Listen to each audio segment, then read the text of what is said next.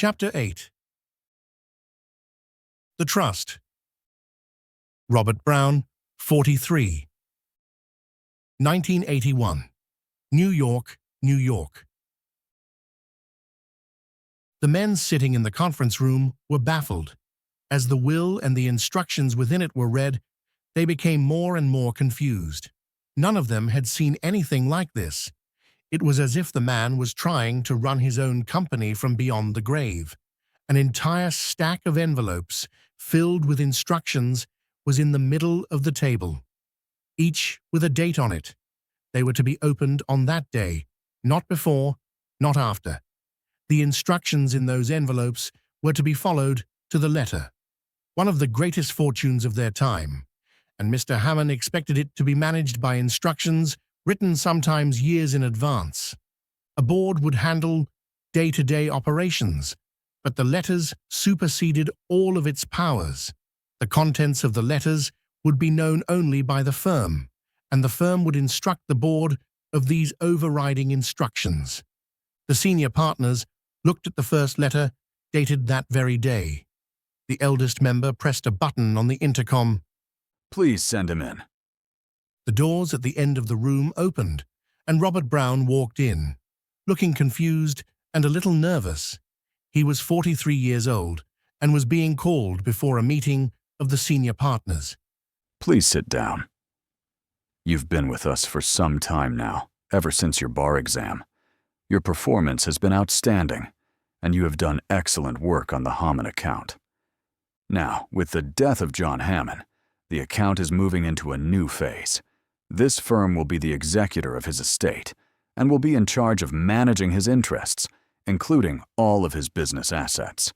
If you accept this offer, you will become a full partner and be in charge of carrying out certain special instructions in his will." A stack of papers was placed in front of Robert, including a lengthy NDA. Reading through it, he wasn't sure he had ever seen anything so binding. The consequences of breaking it would be beyond severe. Nothing else was said. They simply placed a pen beside him and waited. Robert was confused by all this. None of it made sense. He looked at the head of the table, where the senior partner sat, a man he had never even spoken to before. "I don't understand." "Why me? Please understand. I am very honored and very pleased to be elevated like this, but why me? You have numerous other associates with more seniority than myself who are even more familiar with the account." The head of the firm simply looked at him, having just offered to make the man's fortune. Dozens of lawyers in the firm would quite literally kill for this opportunity. The instructions in Mr. Hamman's will were very specific. They required that this offer be extended to you. You will accept this promotion to this position and all the tasks that go with it, or you will be terminated immediately. If you cannot perform your duties, then this firm has no need for you. Have I made myself clear? Better to emphasize the stick than to let the man suspect the continued association of the firm with the Hamman account and its long-term solvency depended on him accepting the offer. It would not do for him to realize the upper hand he had in such a negotiation. Robert Brown's throat was suddenly very dry. Every eye in the room rested on him. A cold shiver ran up and down his spine as he picked up the papers before him. He took his time, looking through all the documents carefully.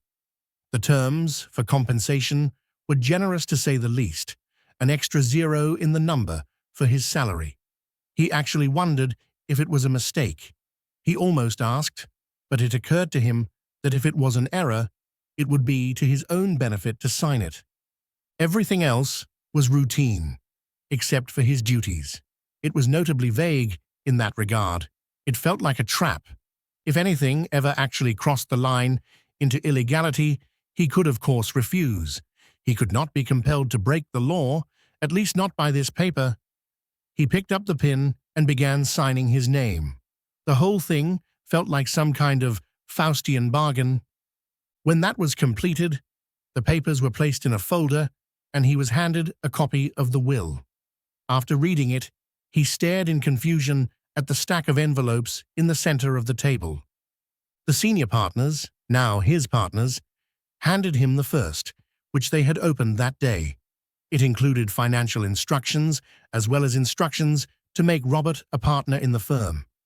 It placed him in charge of a special trust set aside for Hamman's granddaughter and said that Robert would be responsible for carrying out special instructions on behalf of the estate. What had he gotten himself into? Inside the first envelope was a second sealed envelope addressed to him with something in it. He felt a bit of apprehension opening it, and a necklace slid out. It was a simple leather thong with a single large round tooth on it. He remembered seeing it around Mrs. Hamman's neck. There was a piece of paper with a single sentence on it. Please give this to my granddaughter.